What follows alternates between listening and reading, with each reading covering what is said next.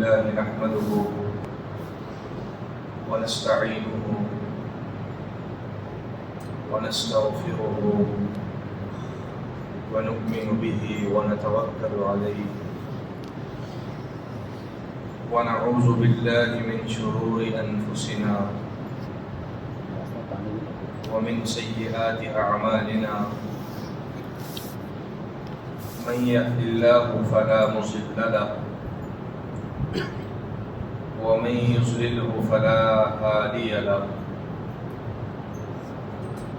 ونشهد أن لا إله إلا الله وحده لا شريك له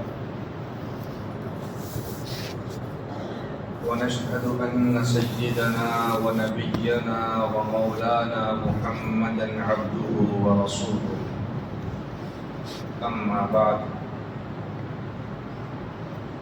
فقد قال الله تبارك وتعالى في القرآن المجيد والفرقان الحميد فأعوذ بالله من الشيطان الرجيم بسم الله الرحمن الرحيم إن الدين عند الله الإسلام وقال في موضع آخر ومن يتبع غير الإسلام دينا فلن يقبل منه وهو في الآخرة من الخاسرين صدق الله العظيم وقال النبي صلى الله عليه وسلم من تشبه بقوم فهو منهم أو كما قال عليه الصلاة والسلام اللهم صل على سيدنا ونبينا ومولانا محمد في أول كلامنا اللهم صل على سيدنا ونبينا ومولانا محمد في أوسط كلامنا اللهم صل على سيدنا ونبينا ومولانا محمد في آخر كلامنا بزرگان محترم، عزیزان گرامی، حاضرین عظام، گزشتہ جمعوں سے یہ بات مسلسل بتائی جا رہی ہے کہ دین اسلام یہ جو عظیم نعمت اللہ تبارک و تعالی نے ہم کو بن مانگے عطا فرمائی ہے، بلا کسی مشقت کے اللہ نے اس نعمت سے ہم کو نوازا ہے۔ یہ دین اسلام ہم تک بہت مشکل، بہت قربانیوں کے بعد ہم تک پہنچا ہے۔ جب مکہ المکرمہ میں دین اسلام کی تبلیغ شروع ہوئی، جب اللہ کے نبی علیہ السلام لوگوں کو دین اسلام کا پیغام آپ نے دینا شروع کیا تو مکے کے مشرکین نے ماننے سے تو انکار کیا ہی، اور انہوں نے اللہ کے نبی علیہ السلام پر بہت زیادہ ظلم کیا۔ صرف نبی پر ہی نہیں بلکہ نبی کے جانشین صحابہ پر بھی انہوں نے بے انتہا ظلم و ستم کیا۔ اتنی تکلیفیں صحابہ کو دی گئی کہ حضرت بلال رضی اللہ عنہ کو عرب کی تبتی ہوئی زمین پر گھسیٹا جاتا۔ عرب کی دھوپ بے انتہا سخت، اس عرب کی دھوپ میں زمین پر تپتی ہوئی ریت پر حضرت بلال رضی اللہ عنہ کو لٹا دیا جاتا اور آپ کو اس پر گھسیٹا جاتا،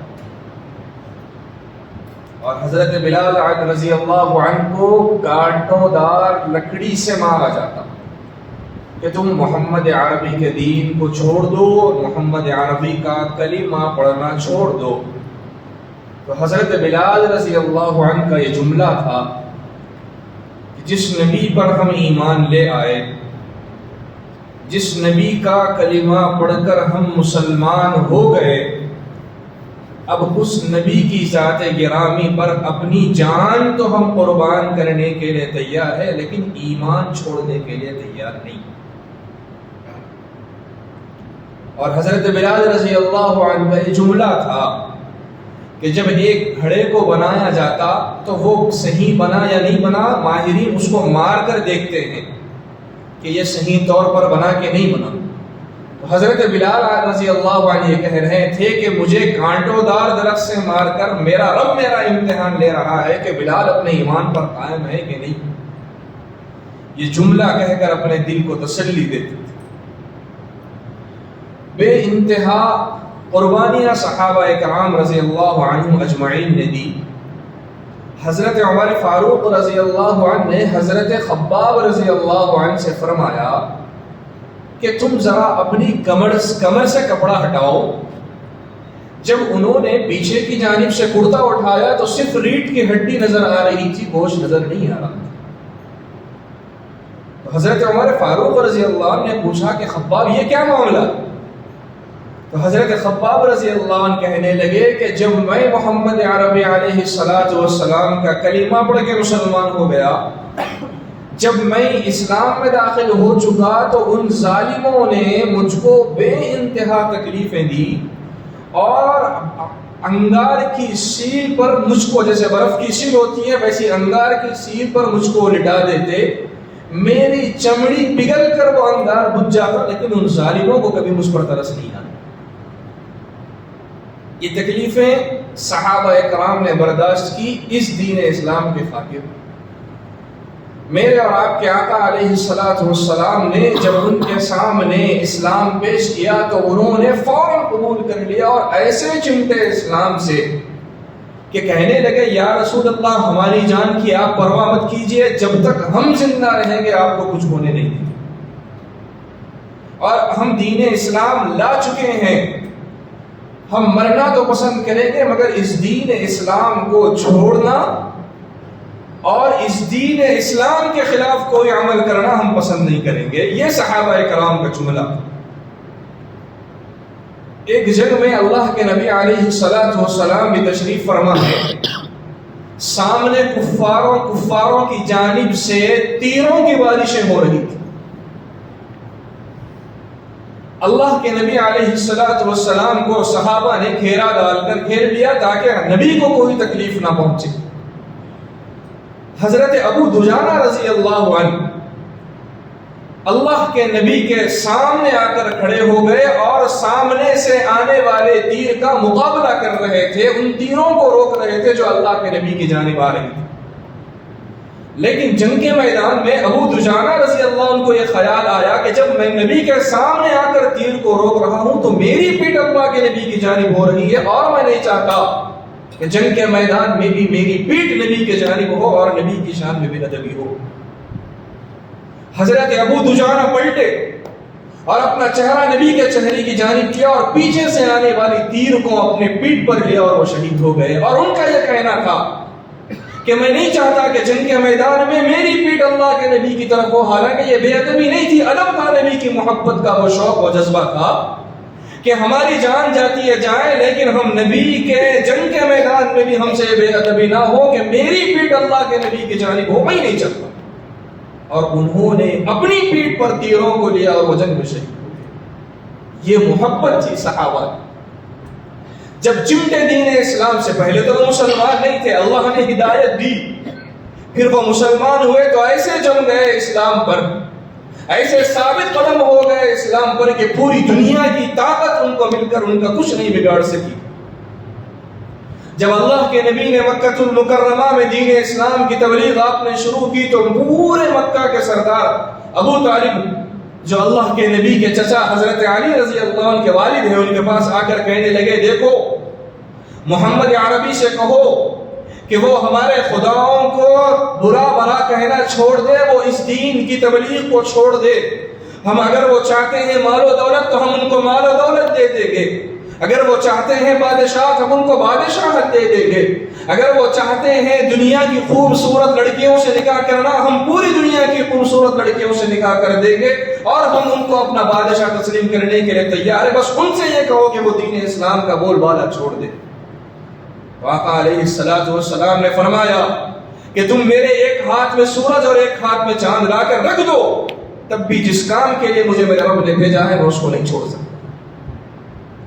میں تمہاری خوشخبری کے لیے آیا ہوں کہ تم مجھ کو نبی مان لو گے، تم ایک اللہ کو اپنا خدا اور سب کچھ مان لو گے تو میں تمہیں یہ خوشخبری سناتا ہوں کہ تم کو رب جنت دے گا، اور اگر تم نے انکار کیا تو پھر وہ وقت آئے گا کہ جب فیصلہ ہوگا اور تمہیں جہنم میں ڈھکیل دیا جائے۔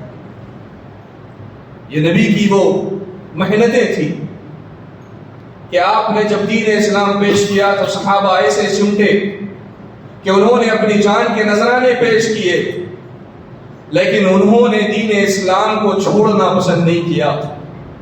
جب جنگ میں نکلنے کی باری آئی تو مدینہ المنورہ کے صحابہ کھڑے ہو گئے، کھڑے ہو کر کہنے لگے یا رسول اللہ، ہم وہ نہیں ہیں جیسے موسیٰ علیہ السلام کو قوم کو حکم ہوا تھا کہ جا کے قوم علقمہ سے جنگ کرو، تو حضرت موسیٰ علیہ السلام کے امتیوں نے کہا کہ تم اور تمہارا خدا جا کر لڑو، ہم تو بیٹھ کر دیکھیں گے، ہم تمہارے ساتھ نہیں آئیں گے۔ مدینہ المنورہ کے صحابہ اٹھ کر کہنے لگے یا رسول اللہ، موسیٰ علیہ السلام کے ساتھیوں میں سے نہیں ہیں، ہم آپ پر ایمان لا چکے ہیں، آپ سے پہلے دشمن پر وار ہم کریں گے، ہم ہماری آخری سانس تک ہم آپ کے دامن سے چمٹے رہیں گے اور آپ کو نہیں چھوڑیں گے، ہم اپنی جان قربان کر کر آپ کی جان کی حفاظت کریں گے، ہم وہ ہیں جو آپ پر ایمان لا چکے ہیں۔ جب دین اسلام اللہ کے نبی نے ان کے سامنے پیش کیا تو یوں ان کے ایمان میں اضافہ اور یہ کیفیت بنی۔ اور اللہ نے قرآن مجید میں کیا فرمایا؟ ان الدین عند اللہ الاسلام، کہ اللہ کے نزدیک قابل اعتماد معتبر دین، اللہ کے نزدیک جو دین قبول ہے وہ صرف اور صرف دین اسلام قبول ہے، اس کے علاوہ کوئی اور دین قبول نہیں۔ ان الدین عند اللہ الاسلام، کہ اللہ کے نزدیک معتبر دین دین اسلام ہے۔ ومن یتبع غیر الاسلام دینا، اور اگر کوئی شخص دین اسلام کو چھوڑ کر کسی اور دین کی، کسی اور مذہب کی اتباع کرے فلن يقبل منہ، ہرگز اس سے وہ قبول نہیں کیا جائے گا۔ وهو فی الآخرۃ من الخاسرین، اور وہ آخرت میں خسارے میں ہوگا۔ دین اسلام کی دولت سے جب اللہ نے اس امت مسلمہ کو نوازا، صحابہ نے جان کے نذرانے پیش کر کر اس دین کی حفاظت کی، اور جب دین اسلام ہم تک پہنچا تو کیا آج ہماری وہ کیفیت ہے؟ کیا آج نبی علیہ السلام سے وہ عشق ہے جیسے صحابہ کو تھا؟ کیا آج نبی علیہ السلام سے وہ محبت ہے جیسی ہونی چاہیے؟ کیا فرمایا اللہ کے نبی نے؟ لا یؤمن احدکم حتی اکون احب الیہ من والدہ وولدہ والناس اجمعین، کہ کوئی شخص اس وقت تک کامل ایمان والا، کامل مومن اس وقت تک نہیں ہو سکتا جب تک کہ اس کے دل میں اس کے والدین سے، اس کے اولاد سے اور پوری دنیا کے لوگوں سے زیادہ محبت نبی کی نہ ہو، وہ کامل ایمان والا نہیں، یہ فرمایا ہے۔ تو آج کیا وہ محبت ہے نبی سے جیسی ہونی چاہیے؟ صحابہ کا کیا حال تھا کہ ایک تو نبی کے دین کو انہوں نے قبول کیا اور دین اسلام کے خلاف بھی انہوں نے کوئی کام نہیں کیا، ایمان لائے اور کہنے لگے جو نبی کہیں گے، نبی کی زبان سے یوں نکلتا فوراً عمل کر کر بتاتے، نبی بولتے صحابہ انتظار میں رہتے کہ آج کیا حکم ہوگا اور ہم فوراً عمل کر کے بتائیں گے۔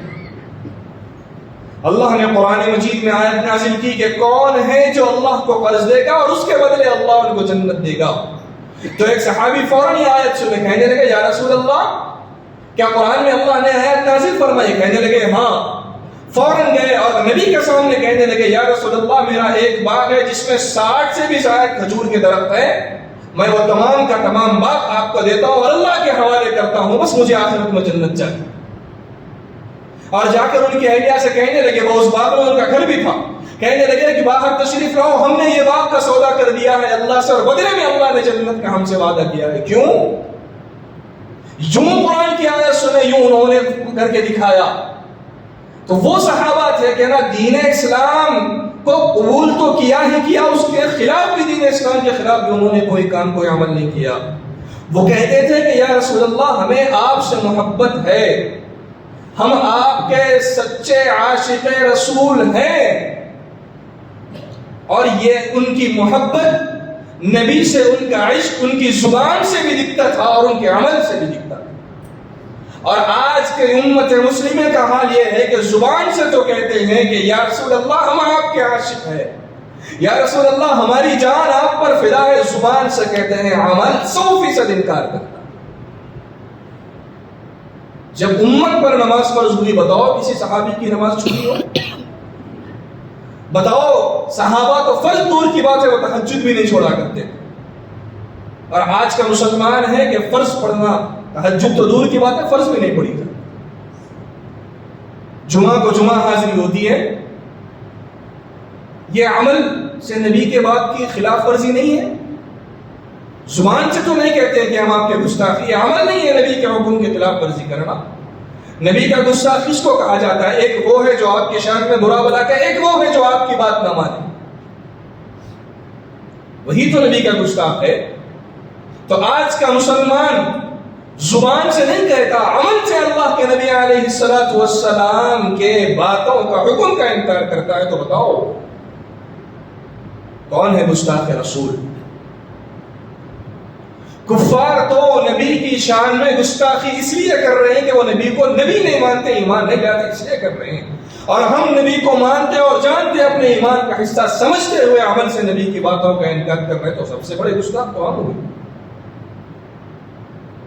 اللہ کے نبی صلی اللہ علیہ وسلم کے پاس 2 شخص آئے، ان میں سے ایک یہودی تھا اور ایک منافق۔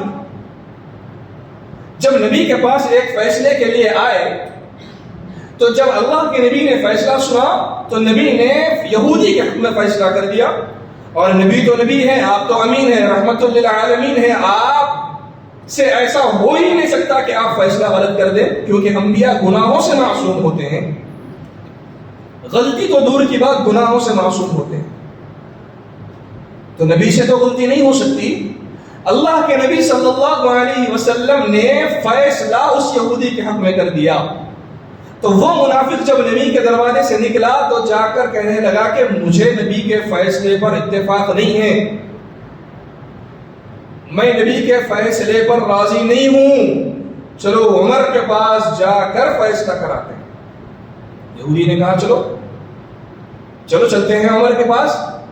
جب حضرت عمر رضی اللہ عنہ کے پاس پہنچے تو جب معاملے کے لیے پہنچے تو حضرت عمر سے اس یہودی نے کہا کہ ہم اس فیصلے کے لیے پہلے اللہ کے نبی کے پاس جا کر آئے، نبی نے میرے حق میں فیصلہ کر دیا، لیکن اس شخص نے فیصلہ نبی کا نہیں مانا، اور یہ کہنے لگا کہ عمر صحیح فیصلہ کرتے ہیں، عمر کے پاس چلے۔ تو حضرت عمر اٹھے، کہنے لگے بیٹھو میں بھی آ کر فیصلہ کرتا ہوں۔ گھر سے تلوار لائے اور اس منافق کی آپ نے گردن اڑا دی، اور پورے مکہ المکرمہ میں یہ شور ہو گیا کہ عمر نے ایک مسلمان کو قتل کر دیا، عمر نے ایک ایمان والے کو، نماز پڑھنے والے، روزہ رکھنے والے کو قتل کر دیا۔ پورے مکہ المکرمہ میں شور ہو گیا، اور سب اس کے خاندان والے آ کر کہنے لگے یا رسول اللہ، عمر نے ہمارے شخص کا قتل کیا ہے، ناحق قتل کیا ہے، لہٰذا ہمیں انصاف چاہیے۔ تو جیسے ہی اللہ کے نبی نے حضرت عمر کو بلایا، ادھر سے قرآن کی عمر نہیں پہنچے تھے کہ قرآن کی آیت پہنچ گئی، فَلَا وَرَبِّكَ لَا يُؤْمِنُونَ حَتَّى يُحَكِّمُوكَ فِي مَا شَجَرَ بَيْنَهُمْ۔ امت کو یہ حکم ہے کہ وہ اپنے فیصلوں میں نبی کے سامنے بیٹھ کر اپنا فیصلہ کروائیں، اور نبی جس کے حق میں فیصلہ کر دے وہ فیصلہ نبی کا ہے، اور وہ فیصلہ غلط نہیں ہو سکتا۔ اور جب اس کے بعد نبی کے فیصلہ کرنے کے بعد اور اگر کوئی اس کے خلاف جائے تو وہ مسلمان نہیں ہوگا۔ جب حضرت عمر کو اللہ کے نبی نے بلا کر آپ علیہ السلام نے پوچھا عمر تم نے اس کو کیوں قتل کیا؟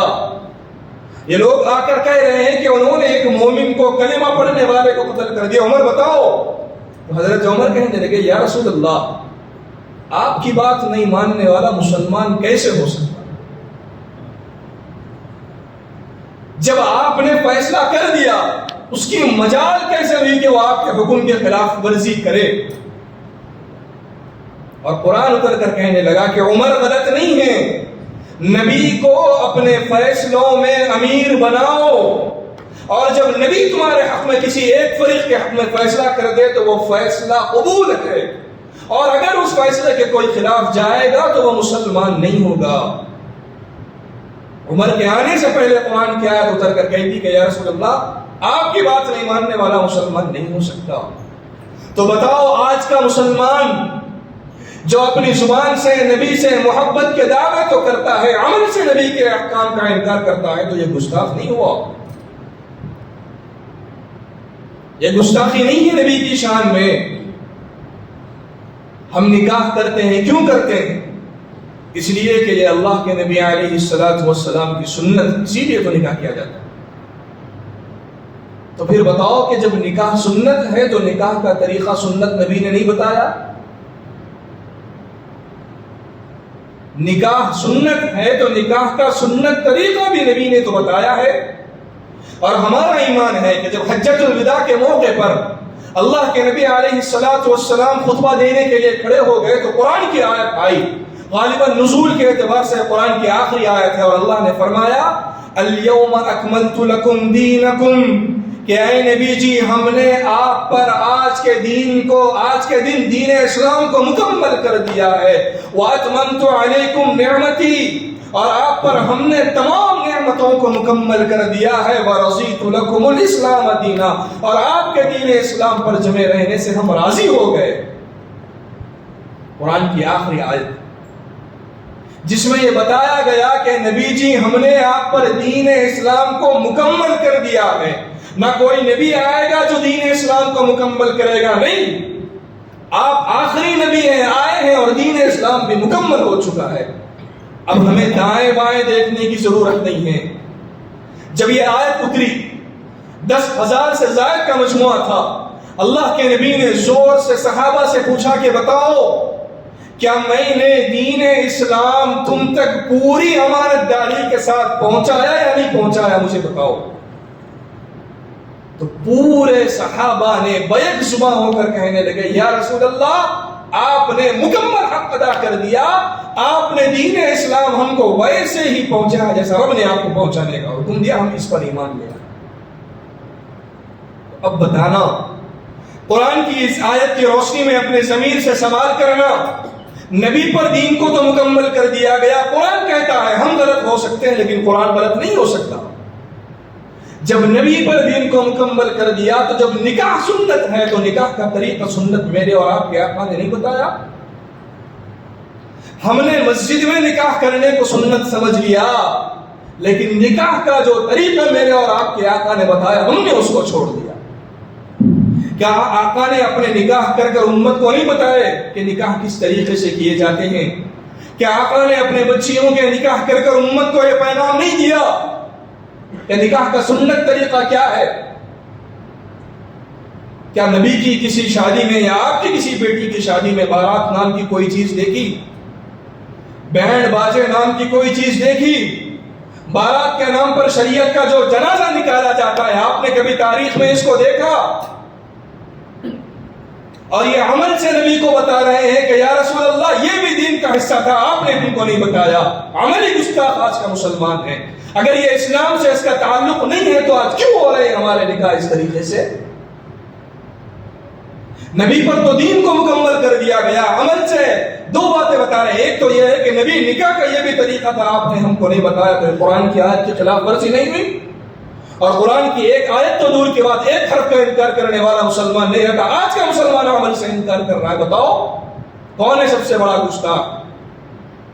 کون ہے نبی کا سب سے بڑا گستاخ؟ عملی طور پر نبی کو مانتے ہوئے عمل سے انکار کرنے والا گستاخ نبی نہیں ہے، گستاخ رسول نہیں ہے۔ آج کا مسلمان برتھ ڈے منانے میں بہت مصروف ہے۔ برتھ ڈے کا حقیقی مطلب پتا ہے کہ ہم موت کے ایک اور سال قریب ہو گئے، یہ مطلب ہے برتھ ڈے کا۔ اور بڑے جشن سے منایا جاتا ہے کہ ہم نے ایسے اعمال کر لیے کہ موت آ جائے تو ہم خوشی خوشی جائیں گے، کہ ہمارے اعمال ایسے ہو چکے ہیں کہ مر گئے تو آج اللہ کو منہ دکھانے کے قابل ایسے اعمال ہو چکے ہیں۔ آپ کو بتاتا ہوں صحابہ کی کیا کیفیت تھی۔ حضرت عمر فاروق رضی اللہ عنہ کے انتقال کا وقت آیا، آنکھوں سے آنسو جاری ہے۔ صحابہ کہنے لگے کیا ہوا عمر، موت سے ڈر گئے؟ کہنے لگے موت سے نہیں ڈرا، موت کے بعد کیا ہوگا مجھے اس سے ڈر ہونے لگا ہے۔ کون؟ وہ عمر جس کے بارے میں اللہ کے نبی نے فرمایا کہ میرے بعد اگر کوئی نبی ہوتے تو وہ عمر ہوتے۔ نبوت کا سلسلہ مجھ پر ختم ہو چکا، اگر میرے بعد بھی کوئی نبی آنا تھا اللہ کی طرف سے تو وہ عمر کو بنایا جاتا۔ وہ عمر کہہ رہے ہیں کہ موت سے نہیں ڈرا ہوں، موت کے بعد کیا ہوگا مجھے اس سے ڈر ہو رہا ہے۔ اور اللہ کے نبی علیہ السلام کو اللہ تبارک و تعالیٰ نے منافقین کے نام بتا دیے کہ یا رسول اللہ مدینے میں کچھ منافق کس کو کہتے ہیں؟ جو ظاہراً کلمہ پڑھتے ہیں لیکن ان کا دل کفر پر ہوتا ہے، سامنے مسلمانوں کے سامنے مسجد میں بھی آتے ہیں، جب چھونے میں اکیلے ہوتے ہیں تو پھر بتوں کی عبادت کرتے ہیں، ان کو منافق کہا جاتا ہے۔ تو اللہ تبارک و تعالیٰ نے نبی علیہ السلام کو پورے منافقوں کی ایک فہرست بتا دی۔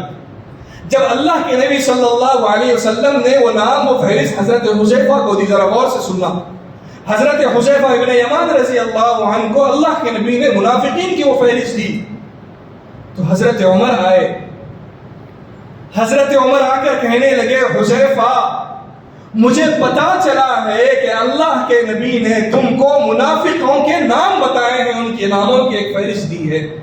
حذیفہ ذرا اس فہرست میں غور سے دیکھنا، کہیں اس فہرست میں عمر کا تو نام نہیں ہے۔ حذیفہ ذرا اس فہرست میں غور سے دیکھنا، کہیں عمر کا تو نام منافقین کی فہرست میں نہیں ہے۔ یہ تھی صحابہ کی کیفیت، جبکہ دنیا میں جنت کی بشارتیں سنائی گئی اور نبوت کا درجے کے بارے میں کہا گیا کہ میرے بعد اگر نبوت چلتی تو عمر نبی ہوتے، وہ عمر آ کر پوچھ رہے ہیں کہ ذرا غور سے دیکھنا کہ کہیں عمر کا نام تو منافقین کے فہرست میں نہیں ہے۔ ٹھاٹے مارتا سمندر ان کا ایمان تھا، اس کے باوجود ان کی یہ کیفیت تھی، اور خدا کا محب تھا اور نبی سے محبت۔ حضرت عثمان غنی رضی اللہ عنہ جب خبر سے گزرتے کسی قبرستان سے، اتنا روتے کہ آپ کی داڑھی مبارک بھیگ جاتی۔ کیوں؟ جنت کی بشارت تو مل چکی ہے، کہنے لگتے کہ خبر سب سے پہلی منزل ہے، یہ پار ہو گیا تو سب کامیاب ہو گیا۔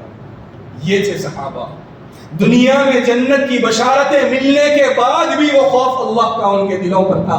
اور آج کا مسلمان ہے کہ جو برتھ ڈے منانے میں اتنا مصروف ہے کہ نہ اس کو خدا یاد ہے نہ خدا کا رسول یاد ہے، نہ خدا یاد ہے نہ خدا کا پیغام نہ نبی کا پیغام یاد ہے۔ برتھ ڈے کا حقیقی مطلب ہے کہ ہم موت کے 1 سال اور قریب ہو گئے، تیاری کرو، اپنی دامن میں دیکھو، معلوم ہوگا کہ گناہ کا پلڑا بھاری ہے یا نیکیوں کا پلڑا بھاری ہے۔ کسی اور کو بولنے کی ضرورت نہیں ہے، ہر شخص اپنے ایمان کا جائزہ لے تو معلوم ہوگا۔ ابھی ان قریب نیو ایئر آنے والا ہے، نیو ایئر جو غیروں کی رسم ہے، یہ غیر عیسائیوں کا بھی یہ مذہب نہیں ہے، ان کے مذہب میں بھی نیو ایئر کا کوئی تصور نہیں ہے، حال میں بنایا گیا ہوا یہ ایک تہوار ہے جس کو یہودی اور عیسائی مناتے ہیں۔ افسوس کی بات یہ ہے کہ نبی کا جانشین، نبی کے ماننے والا غلام بھی نیو ایئر بڑے جوش اور خوشی سے مناتا ہے۔ کیوں؟ اگر نیو ایئر منانا یہ دین اسلام کا حصہ ہوتا تو کیا میرے اور آپ کے آقا نہیں بتاتے؟ کیا نعوذ باللہ آقا نے کچھ احکام بتانے سے ہم روک لیا ہے؟ کیا نعوذ باللہ اللہ کے نبی نے کچھ احکام کو چھپایا ہے؟ نہیں، قرآن کہتا ہے کہ ہم نے آپ پر دین کو مکمل کر دیا، بات ختم۔ پھر یہ کس کے طریقے کو منایا جا رہا ہے؟ کس کی سنت ہے؟ کس نبی نے بتایا کہ تم جشن نکالو؟ زبان سے تو کہتے ہیں کہ یا رسول اللہ ہم عاشق ہیں، یہ عمل کیا ہے؟ نبی کے حکم کے خلاف نہیں ہے تو پھر یہ گستاخ نبی نہیں ہے؟ نبی کی شکل اختیار کرنے تو شرم آتی ہے، چہرے پر داڑھی سجانے تو شرم آتی ہے، نبی کا لباس پہننے سے تو شرم آتی ہے، سر پر ٹوپی لگانے سے تو شرم آتی ہے، لیکن یہودیوں کا لباس، ایکٹر ناچنے اور گانے والوں کا لباس اپناتے ہوئے کبھی شرم نہیں آتی، بڑے فخر سے پھرتے ہیں۔ یہ ہے نبی سے محبت۔ جب اللہ کے نبی مدینہ منورہ تشریف لائے تو لوگوں نے اللہ کے نبی کو دیکھا اور حضرت ابوبکر کو دیکھ کر پریشان ہو گئے کہ اس میں نبی کون ہے اور نبی کا غلام کون ہے۔ لوگ پہلے آ کر صدیق اکبر سے ملتے، پھر اللہ کے نبی سے ملتے۔ کیوں؟ اس لیے کہ جیسے نبی کا چہرہ ویسے صدیق اکبر کا چہرہ، جیسے نبی کا حلیہ ویسے صدیق اکبر کا حلیہ۔ جب صدیق اکبر نے محسوس کر لیا کہ لوگ یہاں تھوڑا سا کنفیوز ہو رہے ہیں کہ نبی کون ہے اور نبی کا غلام کون ہے، صدیق اکبر نے اپنی چادر نکال کر اللہ کے نبی کے سر پر لے کر کھڑے ہو گئے تاکہ معلوم ہو کہ یہ آقا اور میں غلام ہوں۔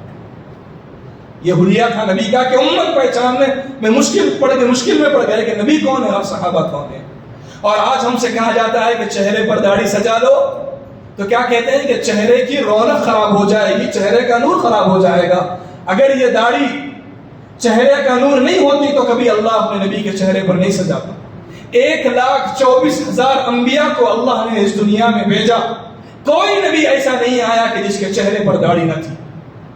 آج اس نبی کے ماننے والے کو چہرے پر داڑھی رکھتے ہوئے شرم آتی ہے۔ اور امت مسلمہ کی پہچان کیا ہے؟ سر کی ٹوپی، کیونکہ آج تو فیشن کا دور ہے، غیر بھی داڑھی رکھ رہے ہیں، وہ بھی بال چھوڑ رہے ہیں، سر کی ٹوپی۔ اور ہمیں ٹوپی لگانے سے شرم آتی ہے۔ لگا کر پھرو گے تو کیا ہوگا؟ پوری امت دیکھ کر تو کہے گی کہ ہاں یہ ہے نبی کا غلام، فخر سے کہے گی نا۔ تمہیں دیکھ کر معلوم ہوگا کہ یہ مسلمان ہے، یہ آقا کا غلام ہے۔ نہیں، ہم کو تو یہودیوں کے طریقے اپنانے ہیں، ہمیں بال بھی یہودیوں کے طریقے پر کٹوانے ہیں، سنت طریقے سے نہیں کٹوانے۔ تو یہ ہماری گستاخی نہیں ہے۔ اور ہمیں ٹوپی کب یاد آتی ہے؟ جمعہ نماز کا موقع آئے تو ٹوپی یاد آتی ہے۔ نبی کی پوری زندگی پہ ہم نے کبھی نبی کو ننگے سر نہیں دیکھا۔ ہم نے تاریخ کا مطالعہ کیا، کبھی آپ علیہ الصلوۃ والسلام بغیر ٹوپی اور بغیر پگڑی کے ہمیں تو تاریخ میں نہیں ملے۔ پھر ہمیں صرف جمعہ کے وقت کیوں یاد آتی ہے؟ یہ ٹوپی تو ہمارے مسلمان ہونے کی پہچان ہے، لیکن نہیں۔ اور ہماری ٹوپیوں کا کیا حال ہے؟ 50 روپے کی ٹوپی کافی ہے۔ ٹوپی بے انتہا سستی ہو چلے گا، چپل مہنگی ہونی چاہیے۔ حالانکہ تم نے ٹوپی کا حق اس وقت ادا کیا جبکہ تمہاری پاؤں کی چپل سے مہنگی تمہاری سر کی ٹوپی ہونی چاہیے، تاکہ تم کو اس کی قدر معلوم ہو کہ یہ کیا ہے۔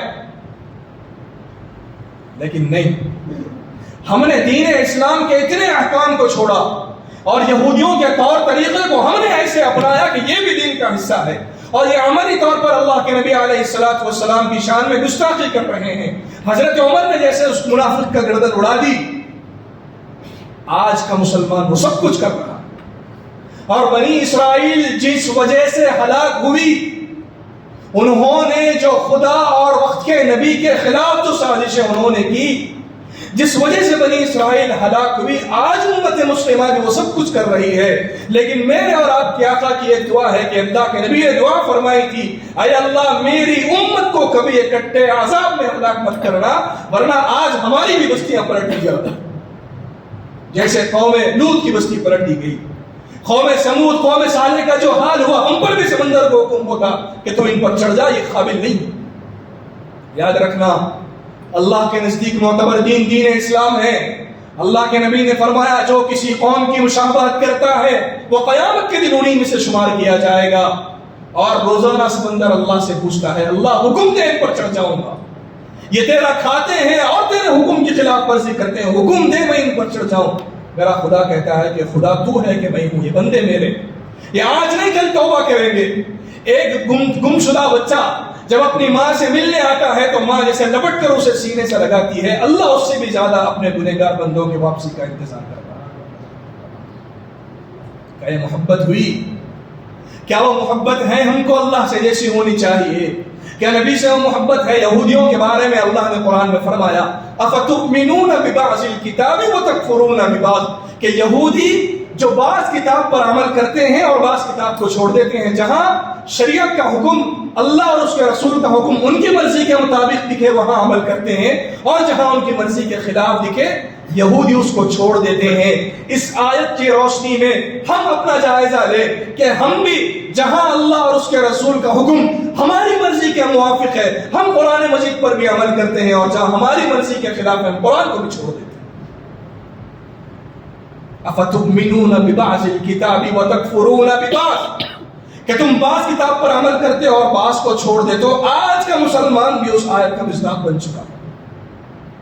شادی کی باری آئی تو سنت یاد آ گیا، بارات کی باری یاد آئی تو اپنی مرضی یاد آ گئی، اور بارات کے نام پر شریعت کا جنازہ ہم نے نکال دیا۔ یہودیوں نے، عیسائیوں نے مکمل انہوں نے اللہ کے نبی کی زندگی کو پڑھا ہے، اور مکمل انہوں نے صحابہ کی زندگی کو پڑھا ہے، اور وہ یہ کہنے پہ مجبور ہو گئے کہ ہم نے نبی کی زندگی کو دیکھا اور نبی کے جانشین صحابہ کی زندگی کو دیکھا تو برابر نظر آئی، اور آج کے مسلمانوں کی زندگی کو دیکھتے ہیں تو زمین اور آسمان کا فرق نظر آتا ہے۔ افسوس ہے یہ ہم پر۔ کہ نہ ہماری زندگی ویسی رہی جیسی ہونی چاہیے اور نہ ہمارا ایمان ویسا رہا جیسے اللہ کو مطلوب ہے۔ اللہ نے کیا فرمایا؟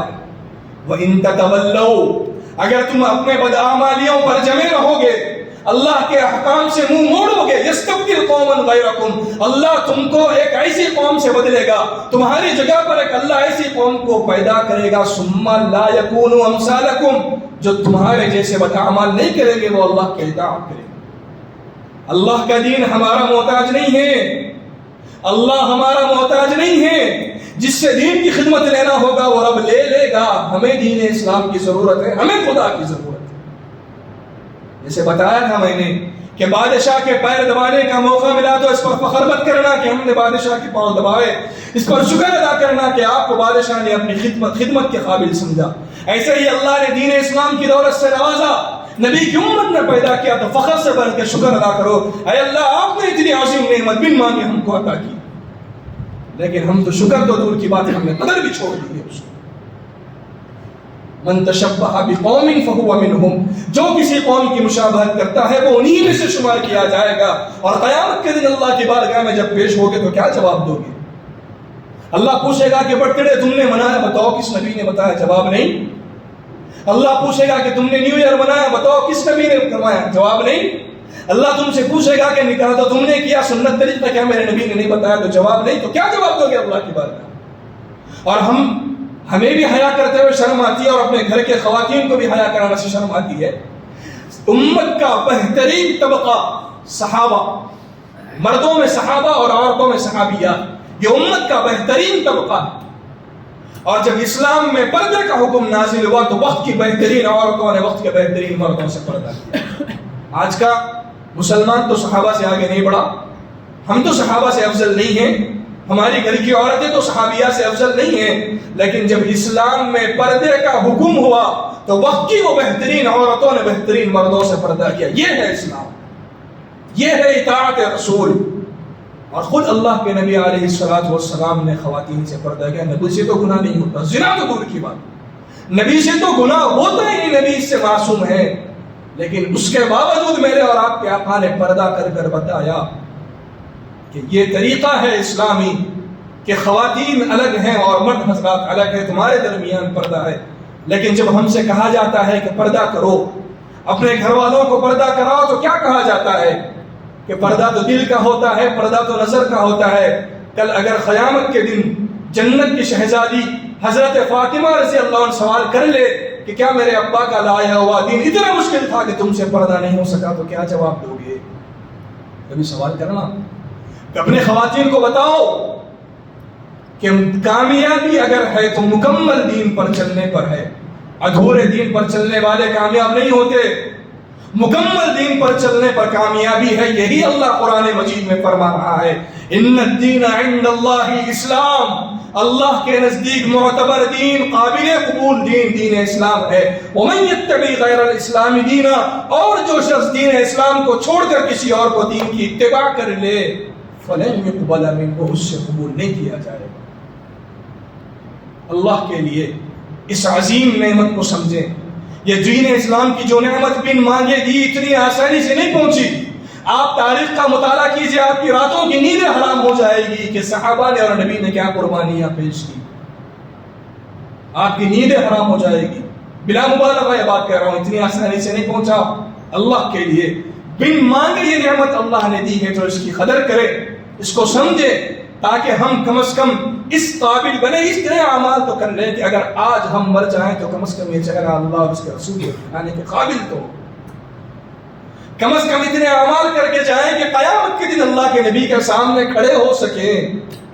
کم از کم اتنے اعمال تو کر لیں کہ نبی ہمارے حق میں سفارش کر سکیں، اتنے اعمال تو کر لے۔ اللہ تعالیٰ سے دعا ہے اللہ تبارک و تعالیٰ ہم سب کو سچا اور پکا مسلمان بنائے۔ اللہ ہم سب کو نبی سے جیسی محبت ہونی چاہیے ویسی محبت ہمارے دلوں میں پیدا فرمائے۔ وآخر دعوانا ان الحمد للہ رب العالمین۔